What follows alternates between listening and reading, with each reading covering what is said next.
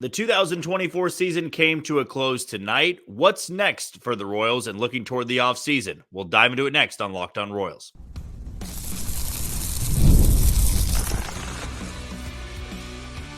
You are Locked On Royals, your daily Kansas City Royals podcast. Part of the Locked On Podcast Network, your team every day. You are tuned into Locked On Royals on the Locked On Podcast Network. As always, I am your host, Jack Johnson, and you can find me on Twitter or X at JohnnyJ_15. That's at JOHNYJ_15. You also can catch us on wherever you get your podcasts. That can be Spotify, Apple Podcast, Amazon Music, Google Podcast. We're on Odyssey and YouTube. Just be sure to hit that follow button and subscribe. If you're a first-time listener and you want to know a little bit more about me and this show, I am based here in Kansas City. I work at Sports Radio 810 WHB. In fact, just got back from the studio.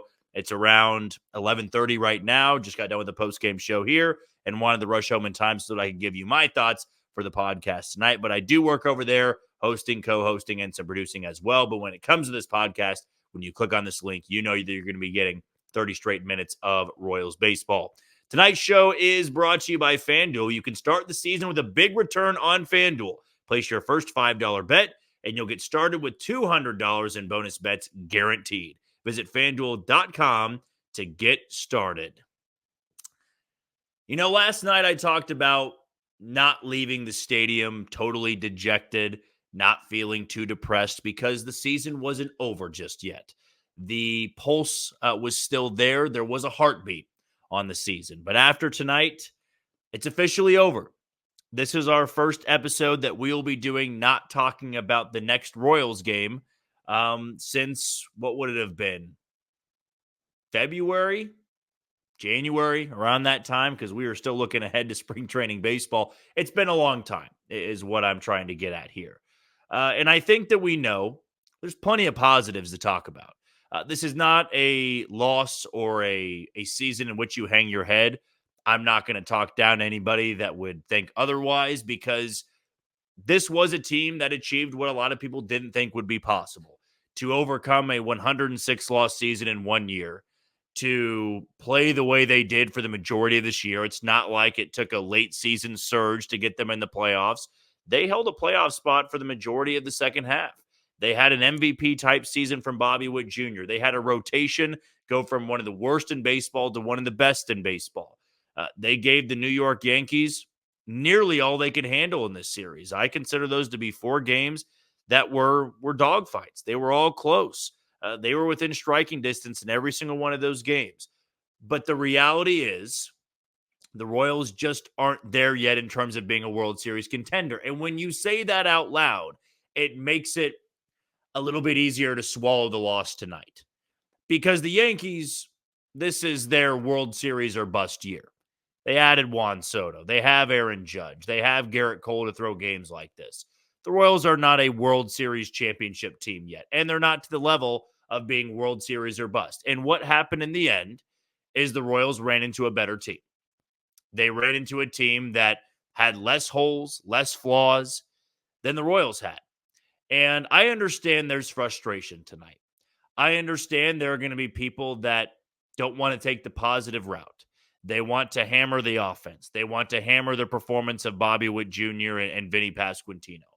What I would counter with is you don't go from 106 losses to steamrolling everybody in the playoffs. I almost think at times the 2014 squad ruined the expectation level, the bar setting for any future playoff team for the Royals because they swept their way to a World Series. They didn't win it all that year, but it was this feeling of no matter who you play against, you should be able to stay hot and keep rolling. When it doesn't always work out that way. There was a better team that the Royals beat to get to this point in the Baltimore Orioles, just record-wise. And the Orioles have a more well-rounded roster. The reality is the Royals had too many holes and it was too much to overcome in the postseason. And that happens for a team that goes from 106 losses to the playoffs the next year. The beauty of that and why I'm so amped up for the offseason, we'll talk about that in our next segment, is now the expectations have changed. The feeling around the organization has changed. You go into the winter expecting to be better. You strive to be better. You build off a year like this. You don't just say, well, that group got to the playoffs. They can do it again. And another year under their belt, they should be better than next year. It's not like that. John Sherman and JJ Picollo have to make sure that next season, when they or if they get to October, they don't lose the same way they did this go around, because this is a business about winning.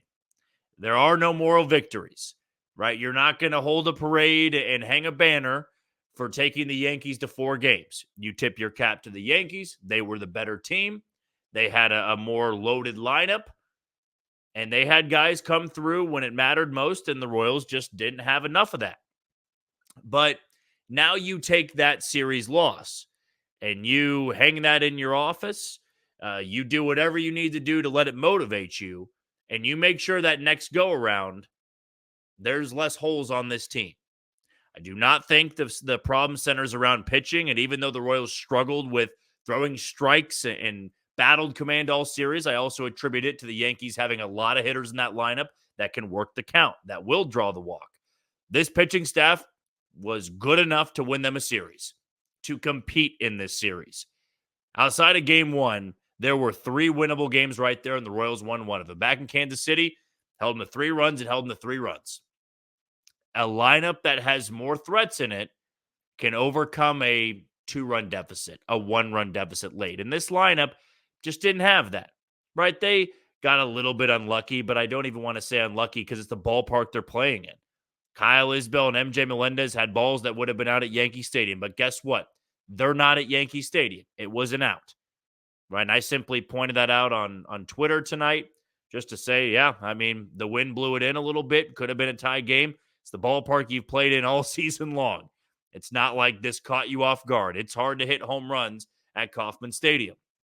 But you look at that lineup top to bottom, and let's bring up the fact, too, that Vinny Pasquantino was in there in the 3-hole, and he wasn't 100%. J.J. Picollo had said he wasn't 100%.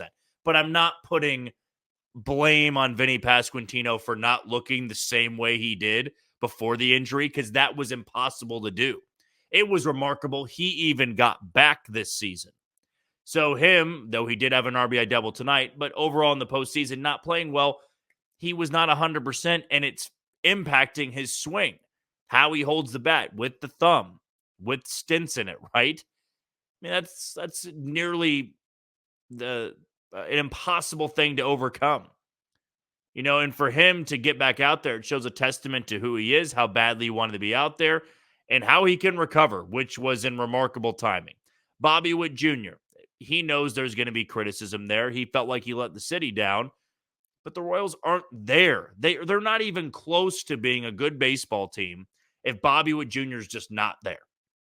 He played an MVP level season, or MVP level type of way all season long. You know, he was a big reason why they were able to make a 30-win improvement. They won 89 games in total. You factor in the 3 wins in October. That's a tremendous jump. And because he didn't play well in the ALDS, it's not that he deserves all the blame and he's the reason they lost. Was he a factor? Of course he was. You can bring up that. He was a factor why they lost, because this lineup all season long has shown that when he doesn't play well, the offense doesn't play well. Or I should say, when he doesn't hit well, the offense doesn't hit well. When Salvador Perez struggles, the offense struggles. When Vinny struggles, the offense struggles. And that's what we saw.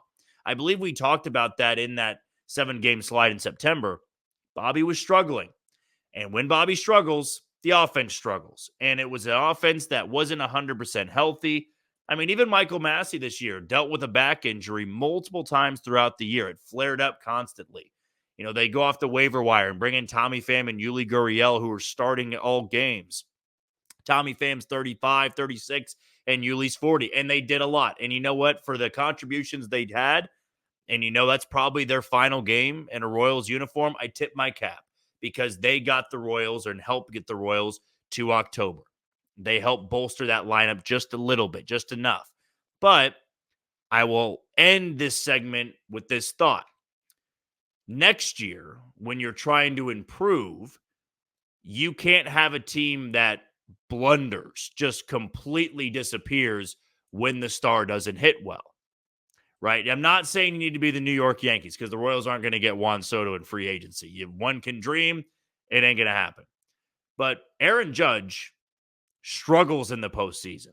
That was a talking point every time he was up there at the plate for the TBS broadcasting crew. But the Yankees overcame that. Other guys stepped up. Stanton stepped up. Gleyber Torres stepped up. John Birdie at times stepped up. They had other guys that could come through, pick up the slack that Aaron Judge was leaving them. They could mask the struggles. They could mask the flaws. That's step one going into the offseason. How do you mask those flaws? How do you make sure that when Bobby Witt Jr. goes through a slump, there's a lineup that's still consistent, that's still contributing? Because this rotation was one of the best in baseball at racking up quality starts. But they didn't win all of them, which isn't going to happen. The Mariners were number one by a wide margin, and quality starts missed the postseason. They wish they had a better offense. The Royals have pieces to build around. We know Salvi's going to be back. We know Vinny's going to be back. Massey's going to be back. Bobby Witt Jr. is going to be back. Garcia is. Isbell is. I look to the corner outfield spots and say, do you want to upgrade there? I look at third base and say, is Maikel Garcia your everyday third baseman, or should he be the guy that's super utility for the infield at least? Second base, shortstop, third base. And the Royals are that unique team of they don't have 9 guys that start 150 games a year. They mix and match that lineup every single day, and that's what Matt Quatraro is going to do next year. So Maikel Garcia may not be the everyday third baseman, but he could play a lot. MJ Melendez might not be the starter or the everyday left fielder, but he's still going to play a lot. Hunter Renfroe, we'll see. I think he's still got another year that he can come back on with the player option. If I'm not mistaken, I'll go back and review that once we really start deep diving into the offseason. But that's what's going to interest me because that needs to be the focus. The bullpen is going to return a lot. Ersig's back. Schreiber's back. Hunter Harvey will be back and healthier this time around. Sam Long is probably going to be back. MacArthur's back. Daniel Lynch, Chris Bubich, all those guys are going to be back. So you can focus your money on other positions and make sure that how you lost this year isn't going to be how you lose next year. You got to build on this. You can't be content. And I have full faith and full confidence that JJ Picollo and John Sherman are going to be aggressive this offseason to make this a team that expects to make the postseason and probably expects to win the division because it's going to be another battle in the AL Central next year. All right, we'll take our first break of the show. When we come back, let's look ahead to the offseason now. That's what's on deck for the Royals. What should they target? Who should they be okay with coming back? And what should the theme be going into December? That's coming up on Locked On Royals. You are tuned into Locked On Royals on the Locked On Podcast Network. I'm your host, Jack Johnson, and you can find me on Twitter or X at JohnnyJ_15. Want to give a shout out to our first sponsor in PrizePicks. You can now win up to 100 times your money on PrizePicks with as little as 4 correct picks. PrizePicks is the best place to get real money sports action. So join over 10 million users and sign up today. Sign up and get $50 instantly when you play $5. You don't even need to win to receive the $50 bonus. It is guaranteed. PrizePicks also offers weekly promotions that can lead to big payouts like Taco Tuesday, where each Tuesday PrizePicks discounts select player projections up to 25% to provide even more value for your lineups.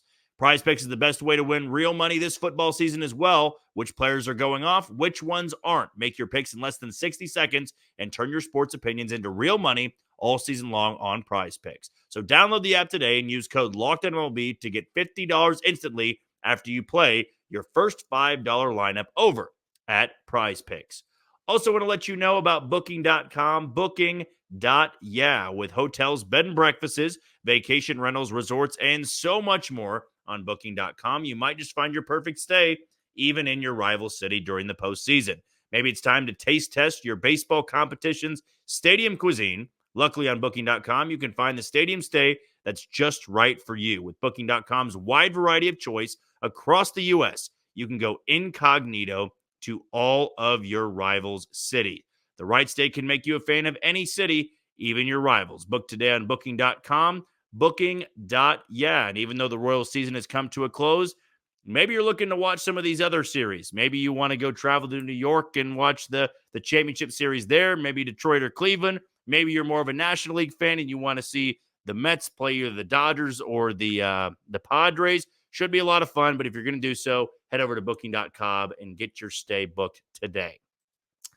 I know it's a disappointing thing to be talking about the offseason, but that's what we're focusing on now. The Royals are done playing baseball in 2024, and we won't get any Royals baseball until February when spring training rolls around. And I'm sure I'll be out there covering a team that is building on a year like this, but that's a ways away right now. We can all acknowledge that. We can be grown-ups about that and talk about what's next for this team.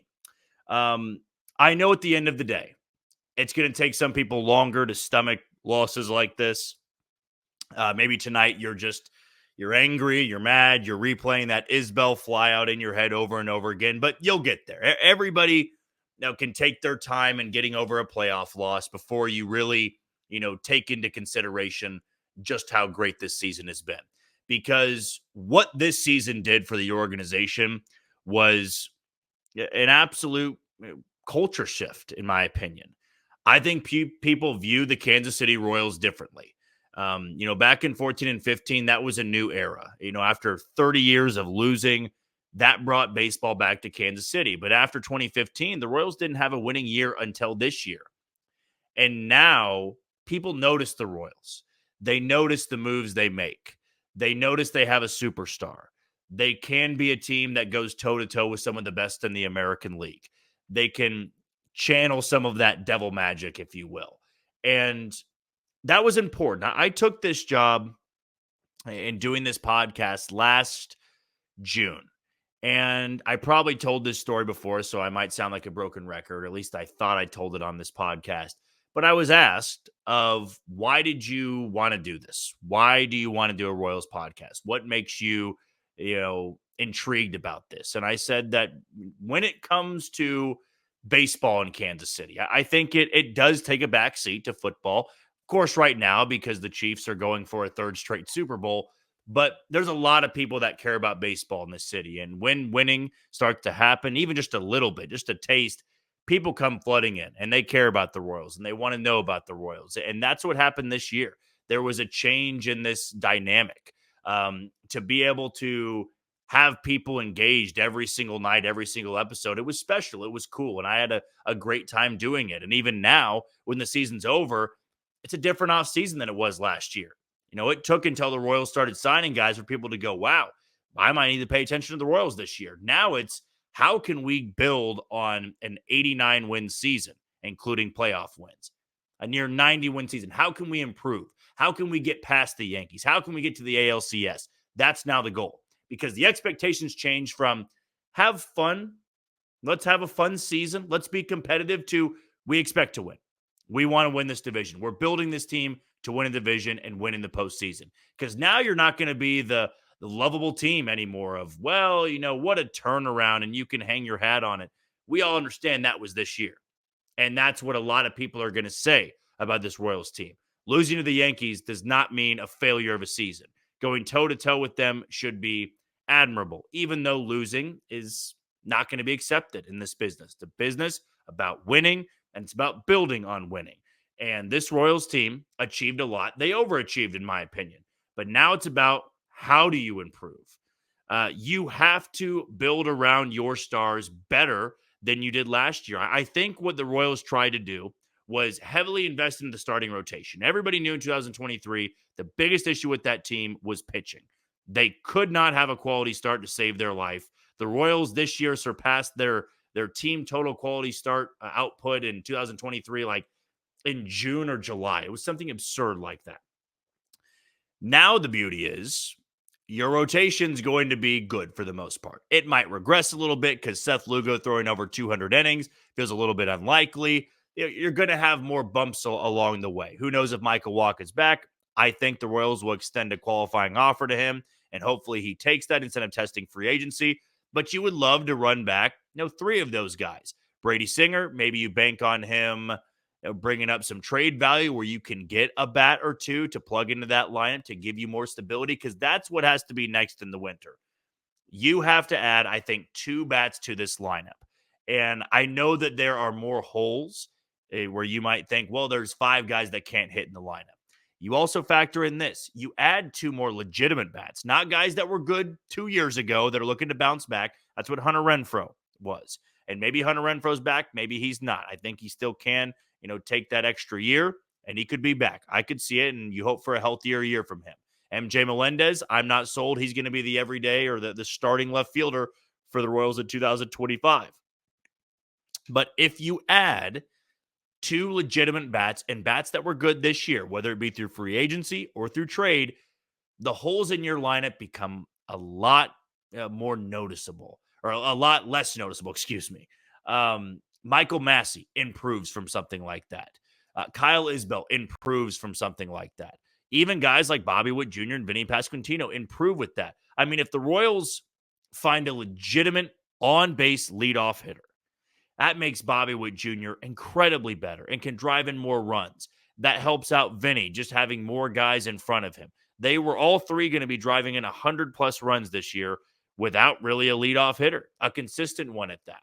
But they need to figure out what bats out there can really make an impact in the lineup, not who's affordable and just, we need to go on the cheaper end here because, this guy, he wasn't that great in 2024, but he was really good in 2023, so we want to bank on him bouncing back. I want to know that the left fielder or the right fielder starting on opening day next year at Kauffman Stadium is a guy that you can count on for consistent and solid production, not bounce back guys. That's a part of improving this team.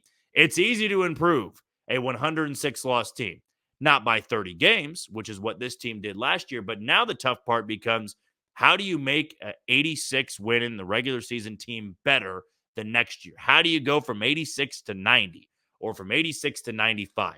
You have to spend money or give up legitimate resources to go out there and bolster the lineup, because that's what I think is going to be the difference. It's not going to be about signing a number 1 pitcher. You got that. Cole Reagans can be an ace, where that wasn't 100% known after 2023. Lugo's going to be back. You hope Waka's back. Daniel Lynch can start, or Bubic can start, or, Kyle Wright's going to be available coming into spring training. Alec Marsh could be a number 5 starter. He probably has the edge going into camp. Maybe Brady Singer's back. You could return your entire rotation, your bullpen. As we brought up in the first segment, you're going to return a lot from that bullpen. So instead of having to spend, $8 to $10 million on, redefining your bullpen, you got a lot of guys you trust now. You feel good about Ursig. You feel good about Bubic. You feel good about Serpa. You feel good about Sam Long. You feel good about maybe Carlos Hernandez. And you have a lot of guys, or John Schreiber's another one, Hunter Harvey. You're going to have options this time around where you didn't have that last year. So to me, you're looking at adding 2 impact backs this winter. And coming in the next week or 2, I'm really going to do a deep dive and a breakdown on guys that I think are the best fits for Kansas City. And maybe what I would have been hearing from people of who they might be targeting, because now the focus is about how do you better the team. It's a quick turnaround. Tomorrow morning, you're already looking at 2025, and you digest the loss. It's gone in the past. Even with other teams still playing, it's about how can we better our team for next year so we don't run into the same issue in 2025. Okay, we're going to take our final break of the show. When we come back, I'm going to give you a little bit of a breakdown as what's next for us here on this podcast. I've had a blast doing it all year long, but I want to make sure everybody's on the same page of what to expect now that we've hit the offseason. That's coming up on Locked On Royals. You are tuned into Locked On Royals and the Locked On Podcast Network. I'm your host, Jack Johnson, and you can find me on Twitter or X at JohnnyJ_15. Want to give a shout out to our final sponsor today in FanDuel. Hey, NFL fans, you can start the season with a big return on FanDuel, America's #1 sportsbook. So when you get a hunch in the middle of the game, you can check out the latest stats, view live play-by-play, and so much more on the same page where you place your bets. You'll get started with $200 in bonus bets guaranteed when you place your first $5 bet. That's FanDuel.com. And unfortunately, no more Royals games to bet on. I can't remember who I said. I think it was Salvador Perez to get the over on total basis. So I might have gone 0 for 3 or 0 for 4 when we had FanDuel as a sponsor and making some picks for the postseason. So now I'm going to have to turn my attention to other games. I'll just go with Tarek Skubal for Game 5 between Cleveland and Detroit. Give me the over on strikeout total. I feel good about him dominating against Cleveland, and I think the Tigers have a really good chance of moving on to play the Yankees in the American League Championship Series. So that would be my bet, but do so over at FanDuel.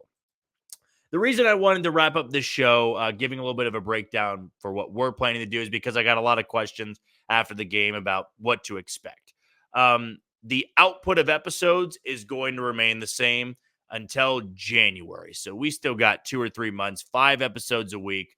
It is going to be a little bit different in terms of what we talk about. A lot of it is going to be dedicated to evaluating 2024, looking ahead to 2025. But also, I remember in the middle of the season when I asked some people for feedback of what they want from this podcast.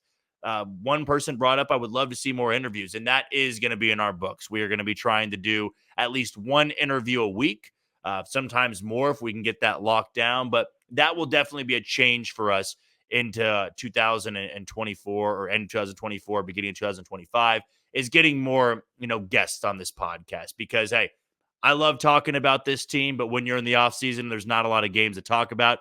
You want to hear from some other people as well. So we will be looking to do plenty of more interviews, far more than we did last offseason, and bring on people that will have interesting things to say about a Royals team looking to build on an ALDS appearance in 2024. So interviews are going to be coming your way.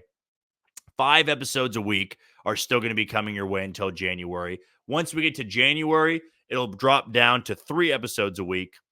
I'm going to try to do Mondays, Wednesdays, and Thursdays. When we get to that point, I'm getting a little bit ahead of myself, but I do want to make sure that I get to a more consistent routine of when those episodes are coming out. So it's not even a second guess for you, the listener, of is he going to have an episode on Monday, Tuesday, Wednesday, Thursday, or Friday? It'll be more of a set routine there. But as for when these episodes are going to be coming out, I think it'll be a little bit different, especially early on in the off season, just because I'm going to try to really take a break in pumping them out right after work, because sometimes it gets a little bit overwhelming of being at work for a long time, then coming here and trying to do an episode before the game starts. Then we got the game. I'm probably going to try to find a better routine of when to get those episodes out and talking about this team, because the content's not going to change. The amount of episodes we put out is not going to change. So you don't need to worry about that. We'll be talking about a lot. I would love to get more and more feedback. My goal is to make this episode or this podcast the best it can possibly be every single time. I had a blast doing it this season. It was a lot different than last year. I mean, it was still fun to do it last year and talking about a team that was losing a lot of baseball games. But this year, to have the uptick, we went from, I think, around 300 subscribers when I took over to now nearly 2,200 on YouTube. We've gotten great ratings. That would be a huge help for us as well. If you listen on Spotify, you listen on Apple Podcast, would love to see you guys, leave us some reviews, good or bad. I would say that good or bad feedback is always a good thing because you can better yourself. And that's something that I do want to improve for 2025. But I had a blast covering this team in spring training, giving you guys content down there. I had a blast covering all the offseason moves, going to Texas a few times this year, covering the All-Star game, playoff games at that. And hopefully we can do even more than that next year and bringing you guys the hard-hitting coverage that you all deserve, right? I love talking about this team, but I do it because I know there's a lot of great Royals fans out there that care and want to see this team do well.